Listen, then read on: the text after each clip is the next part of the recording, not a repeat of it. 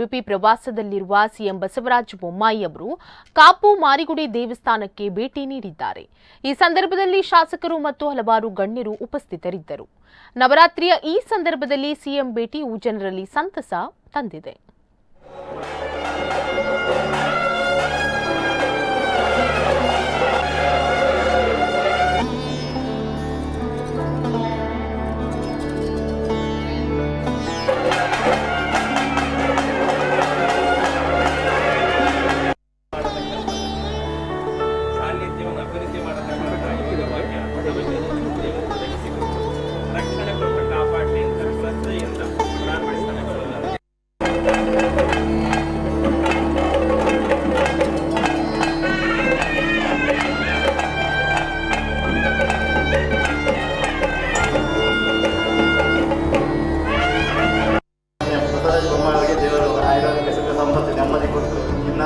ರಾಜ್ಯವನ್ನು ಸುಭಿಕ್ಷವಾಗಿ ನಡೆಸಿದಂತೇಳಿ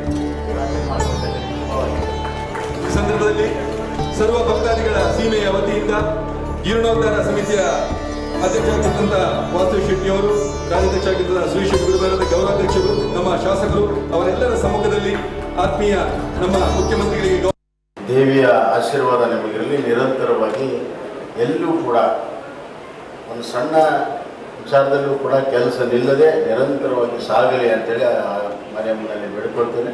ಸರ್ಕಾರವೂ ಕೂಡ ಈ ಒಂದು ದೊಡ್ಡ ಬೃಹತ್ ಇದರಲ್ಲಿ ಮುಜರಾಯಿ ಇಲಾಖೆಯಿಂದ ಖಂಡಿತವಾಗಿಯೂ ನಾವು ಇದಕ್ಕೆ ಸಹಾಯ ಸಹಕಾರವನ್ನು ಸರ್ಕಾರ ಮಾಡ್ತಿದೆ ಅನ್ನೋದು ನಾನು ಈಗಾಗಲೇ ಒಂದು ದೇವಿ ಆಶೀರ್ವಾದವನ್ನು